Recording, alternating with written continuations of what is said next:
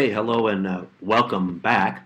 We're now going to do the second part of the issue of analyzing, evaluating, and planning. In particular here, we want to focus on the issue of risk management for emergencies. These are the ones that we tend to think about are most visible aspect. So let's talk about the catastrophe and what happens in all of that. First off, let's think about it as a plan in terms of how we go about doing it. We have two parts to that plan. Mitigation, preparedness are part of the proactive part, what we do beforehand, and response and recovery are what we do afterwards. That's the reactive part. So mitigation, we're trying to reduce our vulnerability. We're trying to take activities to perform to make sure we reduce the loss and the damage. What do we do to make sure that things don't happen or the catastrophe doesn't affect us at the most severe levels? Preparedness then is building awareness, assessing the risk potential, putting the plans in place. Response then is what do we do after it happens immediately, who does it, and recovery then is of course how we go about minimizing the long run in terms of how we analyze this. Order here. So the proactive part, let's talk about that first. Mitigation. It's often overlooked because you don't often think about having to have plan Bs for this. You just don't anticipate the Typhoon 8 coming, so you didn't really think about it in that process of things. So you have to come up with things like maybe backup registration systems if, say, the computer system fails, or phone contact numbers in terms of who's going to be contacting whom in order to let things and let people know. And I give you an example here. I mentioned earlier about the APAC CRE in Singapore. This was during the time of H1N1, and just before the conference was supposed to happen, they had the first case identified in Singapore. So what they did is on their website, they kept up a regular, almost daily update as to what was happening in the area. When you got there, they had all kinds of sanitation procedures. You had to take your temperature and so on, all of that kind of thing. So the question might be for those who are planning the ISIS and the Asia Travel Tourism Forum coming up next June. What should they plan for? Are there things that they should be thinking about for this coming year in the process of things? Preparedness then is looking at your vulnerabilities, okay, identifying those possible problems, things we've talked about up till now.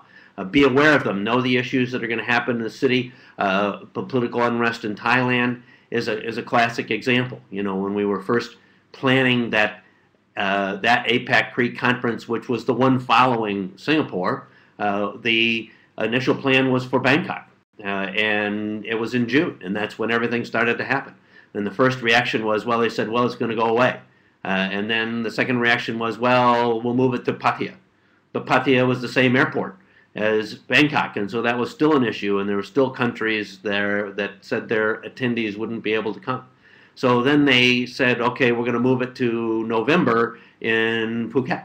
And then a number of people said, well, that's the middle of the semester, we can't come. And then they decided on August. So, I mean, they weren't prepared, they didn't have a plan, became all kinds of issues. So developing a test plan suggests, what happens if a bomb goes off, heaven forbid, and what you have to do, and putting people through training. Crisis management and emergency planning are about establishing the plans, looking at your vendors, the RFPs that you put in place for the various venues that you're going to use and other suppliers, insurance, looking at a vulnerability analysis. We'll talk about that in more detail. Develop a plan for CEO approval. Make it from the top and involve key people and implement the plan from a key person's perspective. Vulnerability analysis. Okay, one of the things you can do is look at historically what has happened to you, what has happened in that region. What about the geographics? What do we know? Obviously, we know if we're going to be in Hong Kong in the fall, we might be in a typhoon situation. The technical issues, what are the issues with regards to equipment and so on that we have to have? What about human error? What could happen in terms of what might result if someone makes mistakes? Physical issues, what's happening from those perspectives, regulatory issues. All of these things are part of what we would look at to see how vulnerable we are in a particular situation. So from emergency consideration standpoint, then one of the things we need to do is put an emergency management group together. Not just one individual, but a group. Have an incident commander, a person who'll be put in charge of the whole plan. Emergency operations center, if something happens, determine how you're going to do that, where you're going to do that. How are you going to communicate? SMS, perhaps? Through a website? What methods are you going to use? And have a committee to oversee that and all the employees involved.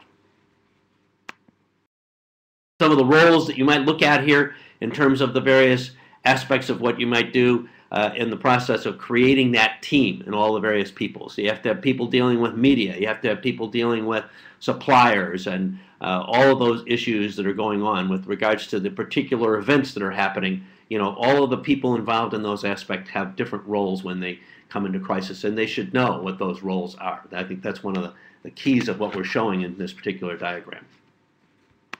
Let's look at some of the 10 best practices that might be done to plan for emergency. Okay, first, understand the organization's travel policies. What are they? Create emergency contact lists. Who's going to be contacted in case there's a problem? Who are the vendors that have to be identified and the potential risks that they have? Understanding vendor and supplier procedures regarding risk, about the alternatives, what's happening there.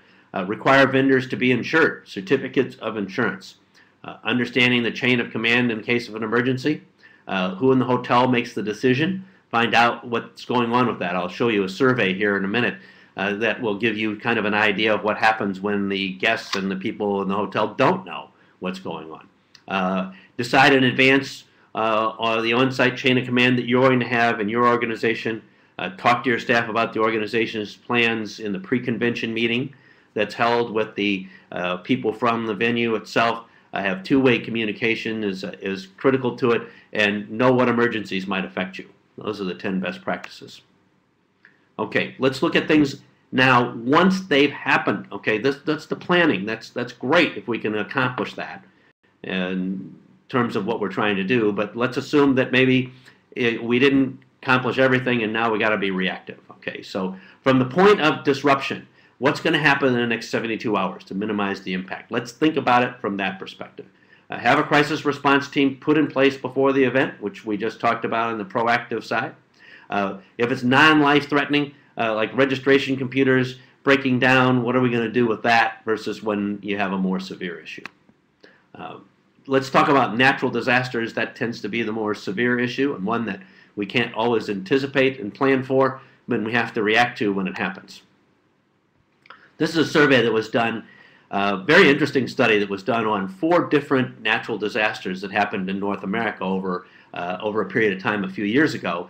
And one was Anike in Kauai. Another one had to do with a hurricane that hit in South Carolina, and there were several others in terms of that. And what they looked at, they surveyed guests who stayed there at the time and managers.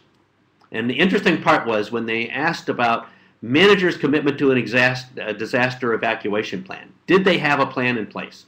Only half of the guests felt they did, whereas almost 2/3 of the managers felt they did. So there's a discrepancy there. And would they have evacuated unless the government officials were directed? The guests felt that over 2/3 of them felt that they wouldn't have been evacuated had that not been the case. And managers, less than half of them felt that was true. Most of them felt that it wasn't true in the process. In other words, they would have evacuated them regardless of what the government said. So there's perception issues here. So you need to, as a planner, you need to know what the hotel's plans are, how the hotel operates, what they do, so that you can also communicate that to your guests in order to avoid confusion and problems along those lines. Okay, disaster policies. Not sure what that slide was all about there for a second. Hold on, I look at my notes here. Oh, that was a graph. That was a graph that didn't show up. You can see that in your slides, but it didn't show up on here for some reason or other. So what we're looking at here, and I'm going to have to look at my notes a little closer, is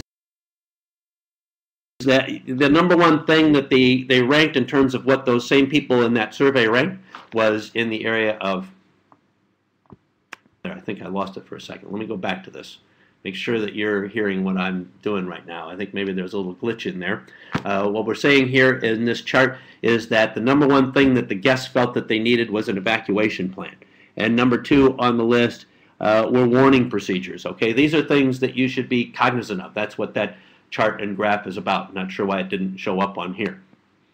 Okay, recovery then. Now, what do we do once it's all happened, getting back to normal? This is really hard to plan for. But I'm going to show you something called the cycle of preparedness. And this is an important one to understand, is how to prevent, how to go through the process in terms of this cycle of preparedness.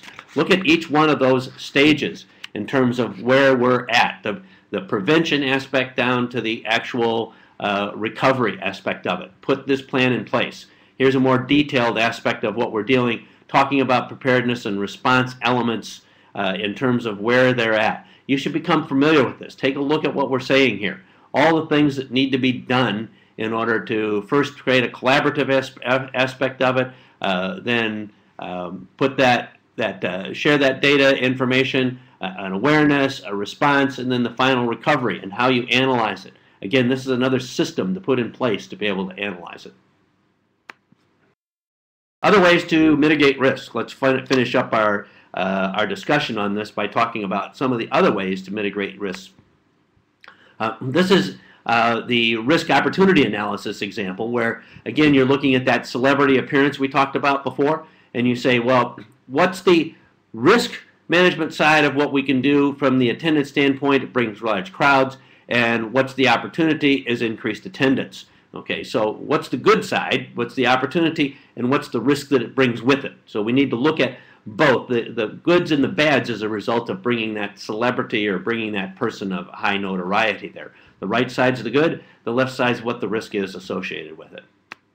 Of course, insurance is another area that we actually can insure ourselves against these particular possibilities. General liability protects you as an organization should you do something to harm someone else in terms of your liability to them.